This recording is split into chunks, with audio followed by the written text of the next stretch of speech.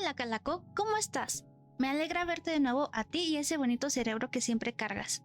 Vengo a contarte otra historia de terror. Espero que la disfrutes y me comentes qué te pareció. Y comencemos. Cuando tenía 12 años, me uní a mi primera comunidad en línea, Gaia Online. Éramos unos niños hablando de anime y coleccionando sprites. Cuando todo el mundo se esconde detrás de un avatar de colores y nombres de usuario atrevidos, es fácil hacer nuevos amigos y hablar con gente que de otro modo nunca conocerías. Yo vivo en Europa, y en aquellos días hice montones de amigos en todo el mundo. Australianos, canadienses, coreanos, todo tipo de gente. A medida que los meses se convertían en años y Gaia Online se alejaba cada vez más, solo quedaba uno de esos amigos, Jacob. Vivía en Manitoba, en las afueras de Winnipeg. A pesar de la enorme diferencia horaria, solíamos quedar en línea 1 o 2 horas al día. Jugábamos juntos a MMO y creamos un gremio. La diferencia horaria jugaba a nuestro favor, ya que podíamos turnarnos para moderar la mayoría de las horas del día. Con los años, pasé a estudiar periodismo y dejé de tener tiempo para jugar, y Jacob se licenció en odontología. Esa hora al día se convirtió en una hora a la semana, luego al mes, y cuando cumplí 25 años, me di cuenta de que llevábamos un año sin hablar. Me gustaban sus mensajes de Facebook, pero eso era todo. Una cara que solía conocer. El año pasado volvimos a conectar. Me quedé despierto hasta medianoche y lo encontré justo después de cenar. Hablamos del gremio, que sigue dirigido por gente a la que acogimos, y de dónde nos había llevado la vida. Mientras hablábamos, le pregunté por qué quería ser dentista. No era algo que se me hubiera ocurrido preguntar, simplemente me pareció algo que debía preguntar. Por lo visto, nunca se lo había preguntado. La mayoría de la gente no lo hacía. La mayoría suponía que era por su padre, que había sido dentista. Jacob me dijo que él mismo, como otros, había supuesto que se trataba de un negocio familiar equivocado. No se había planteado ningún otro motivo. Le había parecido un trabajo estable y su padre siempre había parecido contento. Aún así, Jacob parecía un poco apagado después de hablar de ello, como si no se hubiera planteado por qué había seguido esa carrera. Personalmente, no lo entiendo. Los dientes son raros. Volvimos a hablar una semana después. Hablamos de la posibilidad de hacer un viaje allí en algún momento, para conocer a la familia, o tal vez ir a pescar. Quizás llevar una laptop para jugar a la vieja escuela, algo así. Volvimos a hablar de su trabajo, y mencionó que estaba pensando en lo que le había preguntado. Había estado pensando mucho en ello al parecer. Tengo un recuerdo extraño, dijo. Cuando era niño, vivíamos en Homewood. Mi tía trabajaba los fines de semana largos, de viernes por la noche a lunes por la mañana. Así que mi padre iba a su casa los sábados para dar de comer a sus gatos. Me di cuenta de que Jacob no me lo estaba diciendo a mí. Era más como si se lo estuviera diciendo a sí mismo y yo estuviera en el mismo lugar, como si necesitara desahogarse. Era extraño. Tenía un tono de voz que nunca había oído antes, tarareando, casi farfullando. Mi padre se hizo mucho daño un verano. Tuvo un accidente de coche. Se rompió los dos brazos. Se le infectó el brazo izquierdo y estuvo de baja durante meses.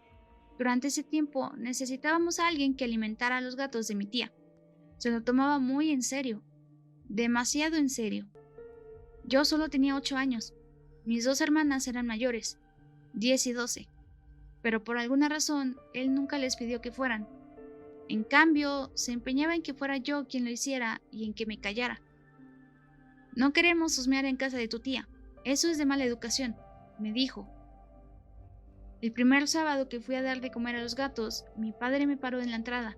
Me dijo que trajera un cubo de metal y un pequeño martillo para piedras. No vas a dar de comer a los gatos, me dijo.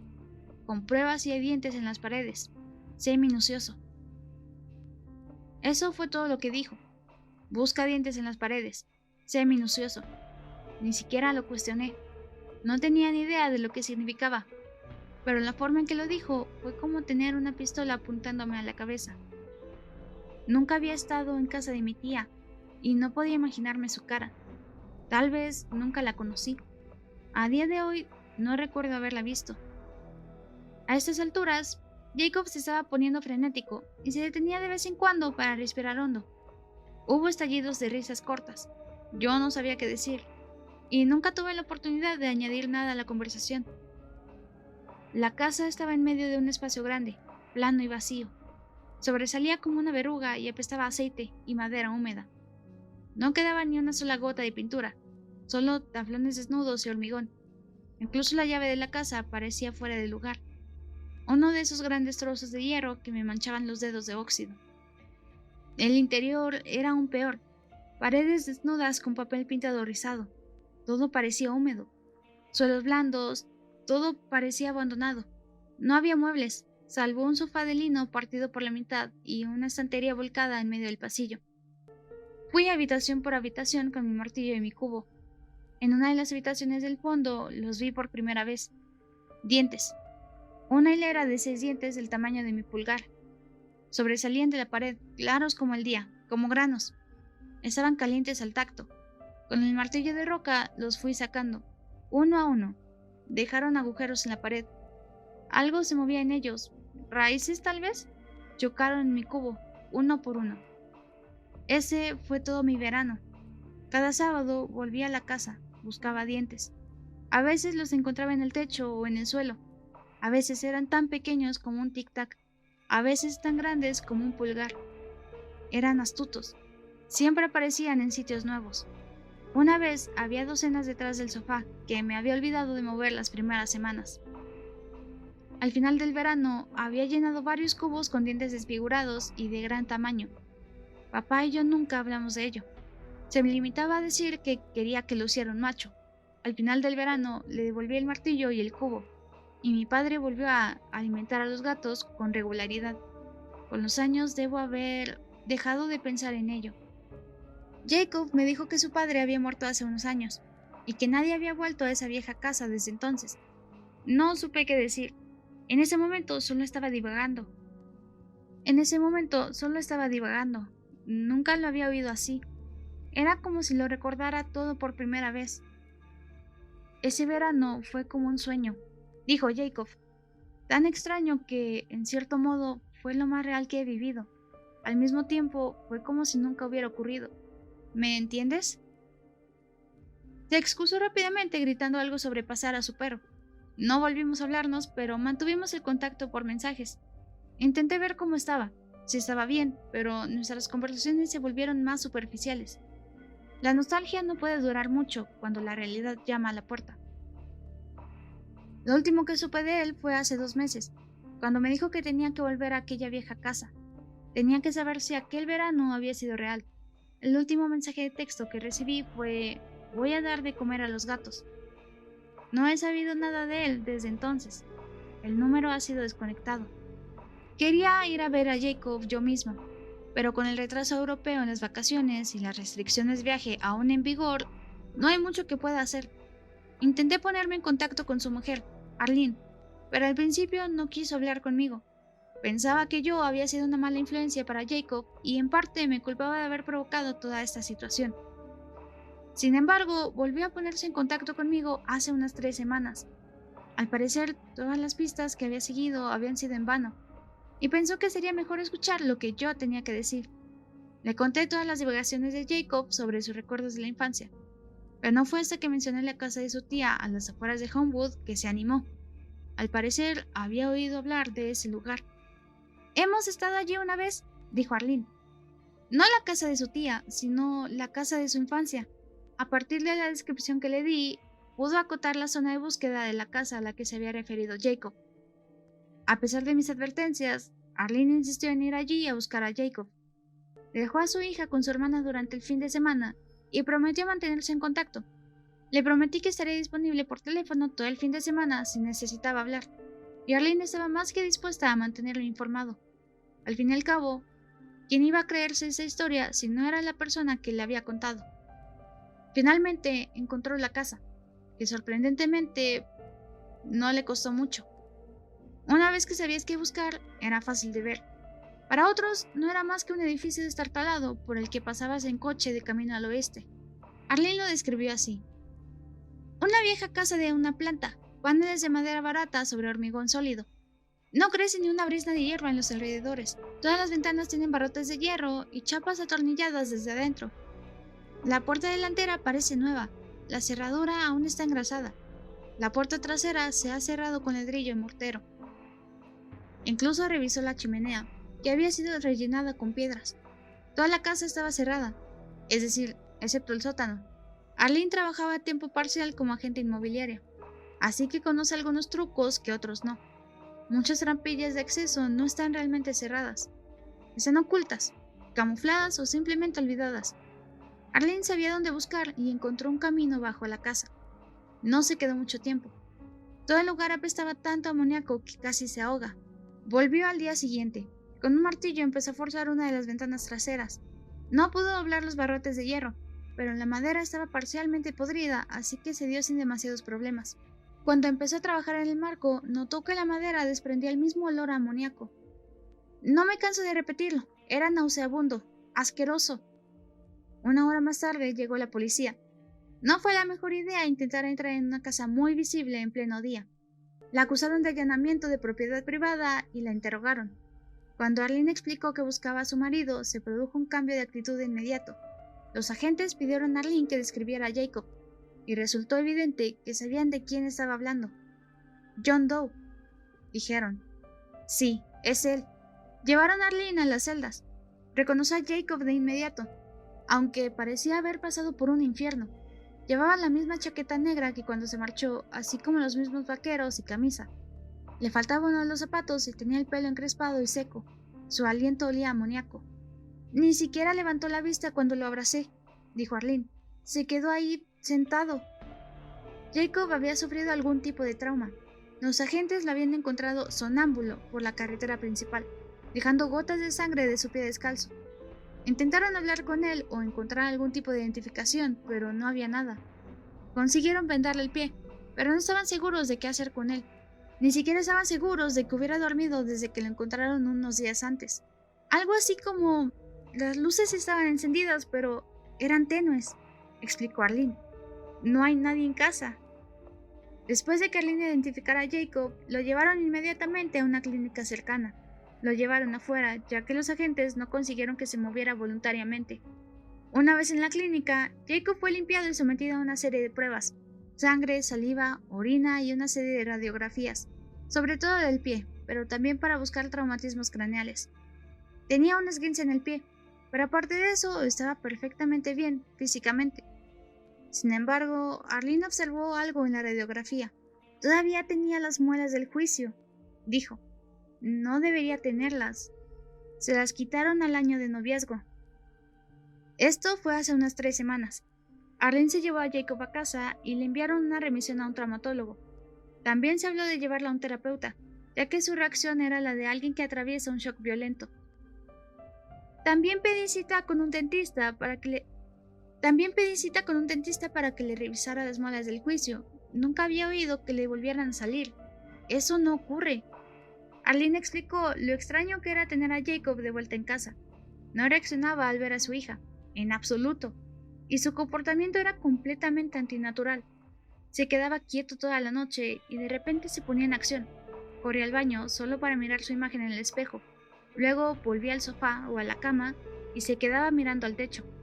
A veces solloza, explica Arlene, y no solo en voz baja, sino casi gritando, como si intentara sacar un sonido de sus pulmones. Era demasiado para su hija, así que la enviaron a casa de sus abuelos hasta que su padre mejorara. El especialista no encontró nada, no había daños ni traumatismos en la cabeza, y tanto la vista como el oído estaban intactos. Jacob seguía reaccionando al sonido y a la luz. Simplemente no parecía importarle. Un terapeuta no le hizo nada mejor. Simplemente no había forma de conseguir que hablara. Podías conseguir que se concentrara en tu dedo si se lo ponías delante, pero enseguida perdía el interés, explica Arlene. Luces tenues, no hay nadie en casa. Por último estaba el dentista. Llegaron temprano por la mañana y fueron los primeros pacientes del día. Lo único que sabía era que Arlene tenía preguntas sobre las muelas del juicio de Jacob y querían un examen adecuado. En cuanto abrió la boca de Jacob, este se estremeció. Hiperdoncia, dijo Arlene. Así es como lo llaman. Jacob tenía hiperdoncia severa. En términos simples, demasiados dientes. Casi toda una segunda fila de dientes. Caninos, premolares, molares, casi todo tipo de dientes menos los incisivos. También notaron que su lengua estaba completamente seca y cubierta de aftas, docenas de ellas, también de coloración severa en las encías. Esto fue solo unos días después de la radiografía tomada en la clínica. Era imposible que a alguien le crecieran dientes en cuestión de días. Los dientes no van y vienen a su antojo. Ahora tenía tantos dientes que las mejillas de Jacob parecían un poco más redondeadas y no podía abrir la boca sin hacer ruido. El mismo ruido que se produce al crujirse los nudillos. Pasó una semana y nada parecía mejorar. 2 filas de dientes se habían convertido en 4. Algunos dientes se encogían y otros crecían. Jacob no podía cerrar bien la boca y tenía la mandíbula ligeramente desalineada. Le había salido un grueso prognatismo y un canino le perforaba el labio superior. Su respiración se volvió pesada. Arlene hizo todo lo posible por encontrar a un especialista, pero había demasiadas interrogantes sobre el estado de Jacob. Nadie aceptaba la existencia de una hiperdoncia espontánea. Empezó a apestar, dijo Arlene, a amoníaco. Intentó bañarlo, pero era difícil meterlo en la ducha. Lo mejor que pudo hacer fue meterlo en una bañera. Arlene tuvo que dejar de lavarle la cabeza, ya que Jacob inhalaba el agua sin pensárselo 2 veces. Había perdido el instinto de contener la respiración. Su respiración empezó a sonar como una gárgara. Unas noches antes de que Arlene me llamara por última vez, Jacob tuvo uno de sus ataques en los que estallaba y corría al cuarto de baño. Esta vez era diferente. Hacía unas arcadas horribles, como un gato tosiendo una bola de pelo. Todo el lavabo estaba lleno de dientes desparramados, más de 2 docenas. La sangre corría como un torrente, libremente de su boca. Arlene marcó emergencias e intentó detener la hemorragia tapándole la boca con un trapo. Jacob no reaccionó, pero su respiración mejoró al instante. Tenía la mandíbula alineada. Cada diente que le sobraba había salido por sí solo. Tras un breve viaje a urgencias y pasar la noche allí, Jacob fue dado de alta. Se estaba curando sorprendentemente bien.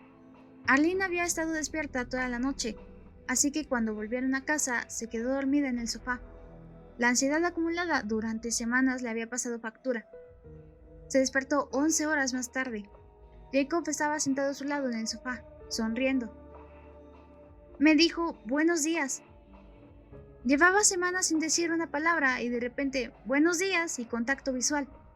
Las luces volvieron a encenderse de repente. Y las cosas parecían haber vuelto a la normalidad, de la noche a la mañana. Jacob se sentía mucho mejor, pero estaba de acuerdo en que probablemente no debería volver al trabajo por un tiempo. Había estado en una especie de estado de fuga, y no podía explicarlo. Volvía a ser el de antes, aunque un poco dolorido por las heridas de la boca. Por supuesto, se estaban curando increíblemente rápido, pero su higiene bucal había sido deficiente durante bastante tiempo. Todavía tenía las encías descoloridas. Las cosas empezaron a volver a la normalidad. Esto fue hace solo unos días, explicó Arlene. Estaba lista para dejar todo esto atrás. Ni siquiera iba a llamarlo, pero había algo que no podía ignorar. ¿Qué pasó con los dientes que escupió? No los limpié. Incluso cuando su hija regresa a casa y la vida vuelve a la normalidad, Arlene jura que hay algo raro en Jacob. A veces se levanta en mitad de la noche y ella le oye abrir y cerrar puertas. Se pone calcetines de lana para hacer menos ruido. Una vez lo oyó mover los muebles. Hace 2 noches, Arlene fingió dormir mientras lo veía entrar en la cocina. Se metía debajo del fregadero y martillaba algo suavemente, en silencio. En lugar de enfrentarse a él, Arlene comprobó debajo del fregadero al día siguiente. Lo sé, parece una locura, dijo Arlene. Había dientes debajo del fregadero, docenas de ellos, colocados suavemente con un pequeño martillo de roca. Arlene no tenía ni idea de qué hacer, y yo no sé qué decirle. Ella pensaba que esta pesadilla había terminado, pero las cosas estaban empeorando. Hace poco encontró un diente en el triturador de basura, y se han multiplicado debajo del fregadero. El otro día, mientras se preparaba para ir al colegio, su hija se tropezó con un canino. Los dientes están de vuelta en las paredes, y Jacob los está poniendo allí. está poniendo dientes de nuevo en las malditas paredes.